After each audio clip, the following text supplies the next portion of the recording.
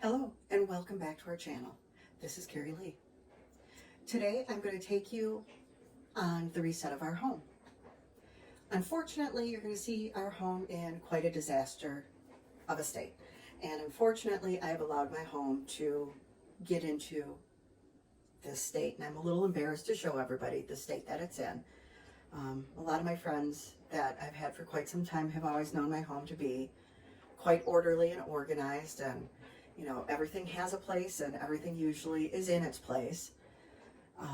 Our home in Milwaukee was always quite orderly and organized, and I'm very lucky to have somebody who is very handy, and he's created a lot of organization and has always built me things that has been needed around our home.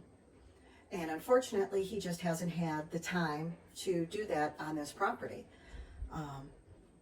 During our time that we've been on this property, most of that time he has not lived here.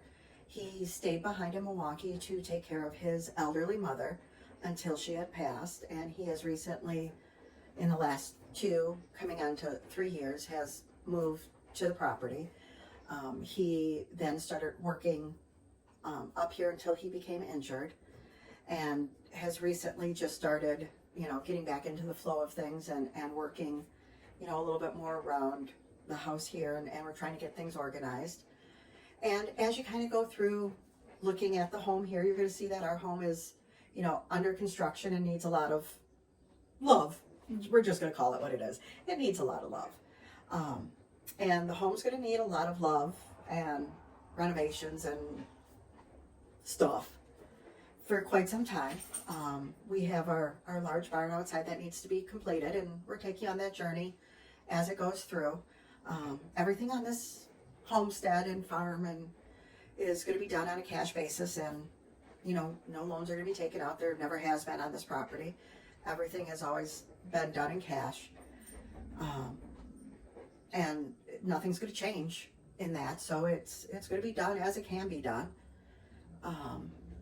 You know, there's the video that I'm going to link if you want to learn a little bit more about how we got in this situation. Just to give you a little tidbit, when we purchased this property, it was just the home. There were no outbuildings, and we fully intended on, you know, doing a little bit of adjustment to the home. After we had built our first barn, we had no intentions of building, you know, additional larger barns when we built that first barn. Unfortunately, we had built that first barn. We completely finished the inside, got it completely finished, and then we proceeded to do all what we envisioned for this home. And unfortunately, that first barn, we had a fire, and in that fire we lost our animals. So that was rather rough. So after we had lost our animals, we obviously intended on, you know, rebuilding a new barn, and you know, corrected some of the errors of our way in the second barn, which was we did not build a big enough barn that first time. So we increased the size and, you know, increased, you know, the type of animals that we wanted, and rebuilt or tried. I guess a better way would be we tried to rebuild. So I'll link the video that explains that adventure of attempting to build that second barn and how we ended up in the predicament that we're in at this particular point in time, rather than bore you on that, since this video isn't about, you know, why the house is in this shape. Since this video is, you know, resetting our home and, you know, getting it clean.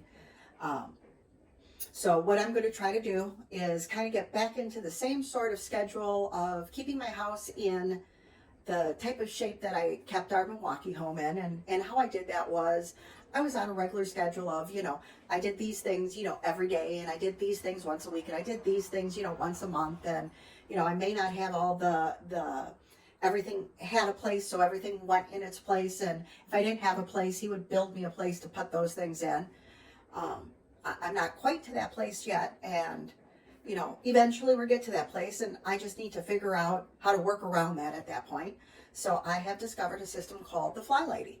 So I'm going to adopt that to the best of my ability and make everything work that I can. So what I have done is I've created a organizer, and rather than purchase one, because you know they can be a little spendy, so I'm fairly good with publisher and computer stuff and a little bit of graphic-y things. So I've just gone and created my own little organizer and planner and that sort of jazz. So, you know, what I do is I just go ahead and let me just see if I can bring this over for you. Hopefully I can do this, because I might be all right in publisher, but you know, this kind of thing I'm not so good at. So let me see if I can kind of show you what I do. So, you know, I've done a little tiny planner. So, you know, I've got the days. So, you know, on Friday, these are the reset sort of daily tasks. And then I leave my weekends free so that, you know, I can go do fun things. You know, and then on the back side, you know, the little meal plans, because, you know, I need to lose some weight and that sort of stuff. So I can mark all that kind of thing down. And then, you know, on the beginning of the week, you know, Monday, here are the little tasks that I need to get done. Tuesday, here are the tasks. Wednesday, here are the tasks. And Thursday, here are the tasks that I need to get done. And these are just the resets. These are just the daily tasks that I need to get done to kind of keep my house in a little bit more of an orderly fashion. So like changing the bed sheets, vacuuming, mopping the floors, cleaning the mirrors, dusting. Tuesday, the zone cleaning. So those are the things that, you know, whatever part of the home that I'm working on, those are the tasks dedicated to deep cleaning that particular zone. Get all my meal planning done for that week. And then Wednesday is continuing on with the deep cleaning, dusting again, vacuuming again, because we do have critters and animals, and you know, we do live out in the country. It is dusty as could be. And vacuuming, like I said, we're, you know, our other dog did pass away, so we are down to the one, but he does still shed. And then grocery shopping and food prep and that type of thing.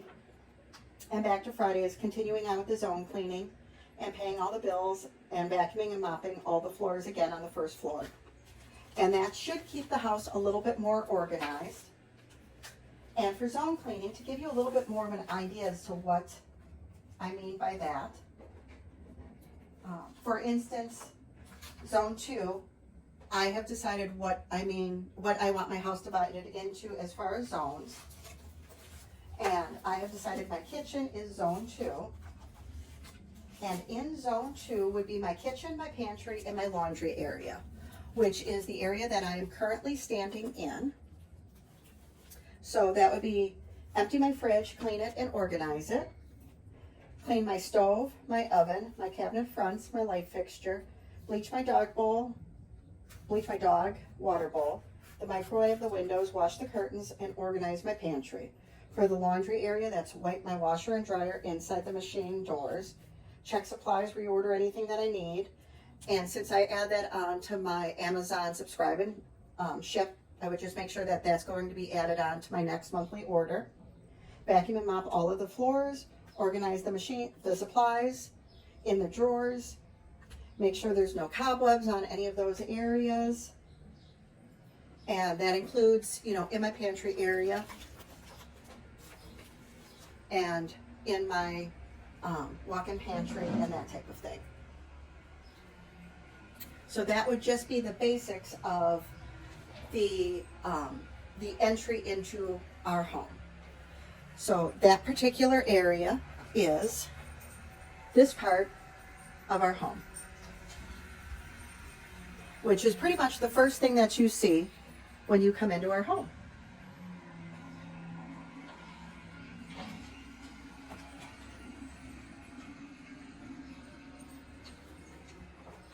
So I'll take you through some of the general cleaning that I do, and nothing is really extravagant or out of the ordinary. I don't think it's all pretty basic.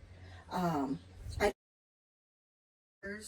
um, I do use a fair amount of growth type products. I'm very happy with a lot of that.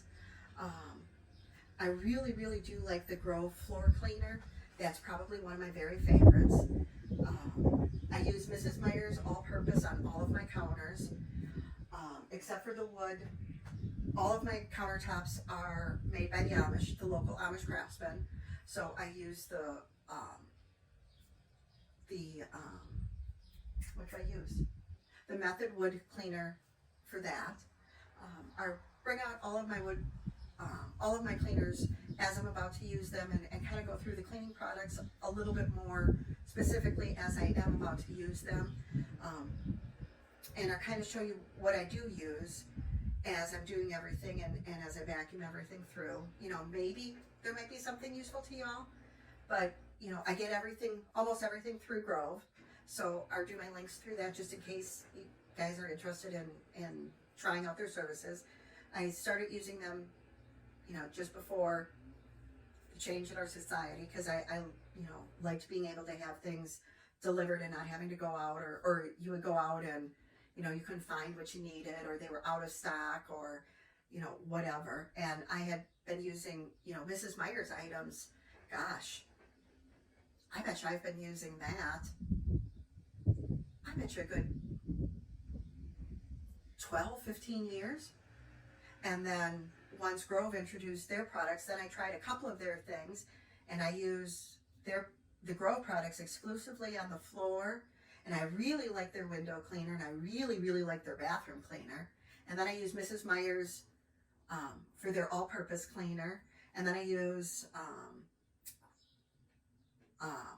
the Method stuff for the wood countertops, except for I like, what do I like? I like the Howard stuff for my butcher block. So I'll kind of take you through everything, as we go along. And if you guys have things that you really like, I would really appreciate it if you could link things that you like, or things that work really well for you.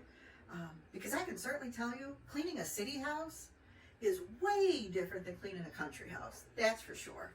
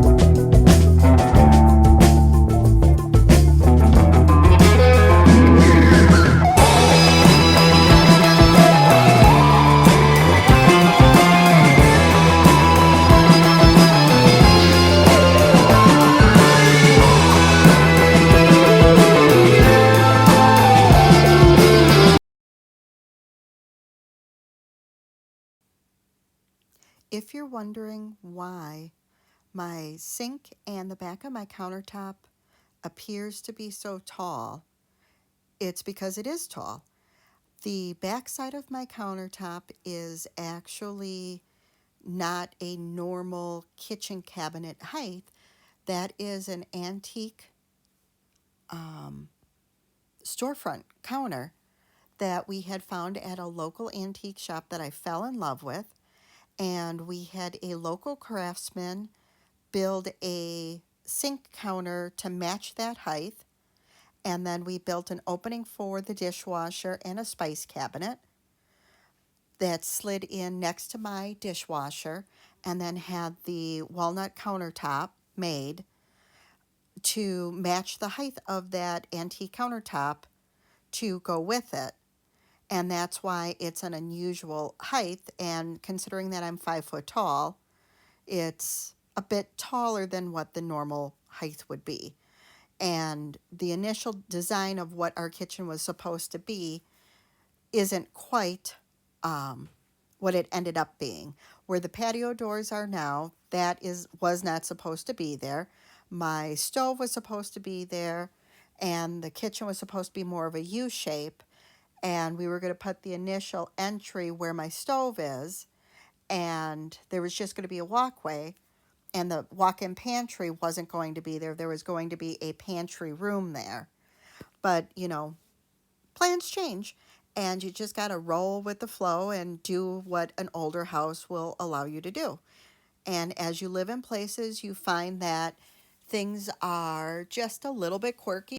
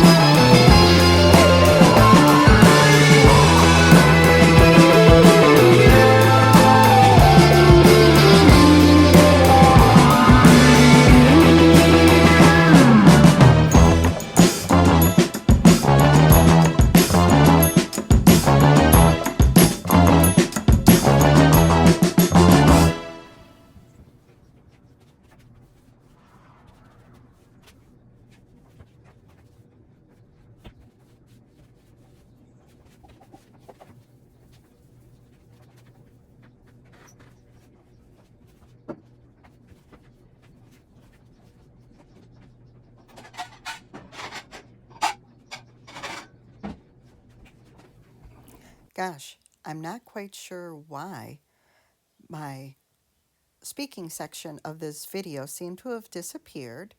So I'm just going to re-record what I might have possibly have been telling you here.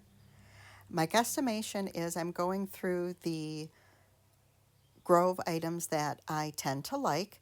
So that's the floor cleaner that I use all the time. That's the glass cleaner that I love from Grove, and the tub and tile cleaner, and the shower cleaner that I like. I'm not sure what I'm babbling about there. Oh, probably how that I just put it in my glass Grove cleaner and I just add water to it. And then I use it to spray my floors. And when I mix up the mop bucket to do my floors, all I do is I just add a little bit of bleach to my mop bucket, just a little tiny bit. Otherwise, I do not get a shiny floor. And I use boiling water in my mop bucket. I just put my tea kettle on my stove and put just a little tiny bit of hot water, or a little tiny bit, I'm sorry, of bleach in my bucket. Just that little bit. And that's all that I use. And then I just use a tea kettle's worth of hot water. And that's all that it takes. And then I use the floor cleaner and I just spray it across the floor. And whatever kind of sprayer that they put on the Grove spray bottle whenever you initially buy it with the floor cleaner little set, is further than any of the other spray bottles that they seem to sell, because that little bugger can reach from the back counter all the way to the front countertop that I have. So it reaches all the way across my kitchen. And none of my other spray bottles seem to have that length of spray capacity. And as you can see, while I'm pouring that water right off my stove, I let that bugger come straight to boiling. And the floor, even though it's been quite some time since I have mopped it, I will bet you it's been 3 weeks. But because we're in a drought here in Wisconsin, it's not muddy. So it's not as bad as it is in winter or during muddy season. So my floor is dirty, but it doesn't look absolutely god awful horrendous. So it mops up relatively quickly. And I spray it down, fairly quickly, and I will lay down a little bit of extra right along my stove and a little bit extra along where my sink and my dishwasher is. And I do not replace my mop head every mop that I do. I replace it every, I don't know, maybe 5 or 6 moppings, depending upon how awful my floors look. And just sweep up my floors probably every other day. It just sort of depends on what it really looks like. It's usually not that awful, but I do have to say I really like how well the the Grove product does work. It seems to leave a nice shine on my floor once it is drying and that sort of thing.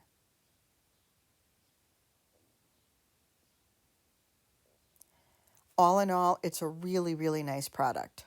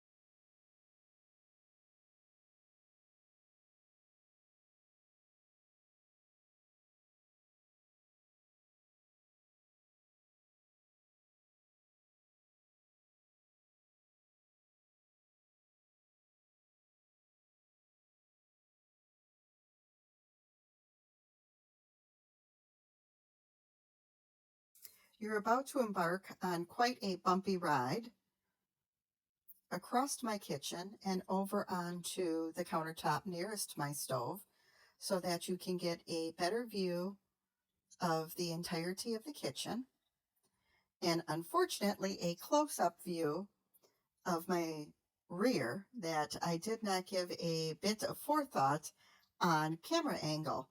So I will have to do a better job of that in the future.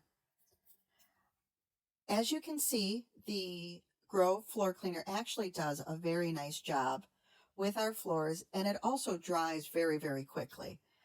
My kitchen floor was dry probably within about 15 minutes of finishing mopping, and I was able to put my chairs back and everything.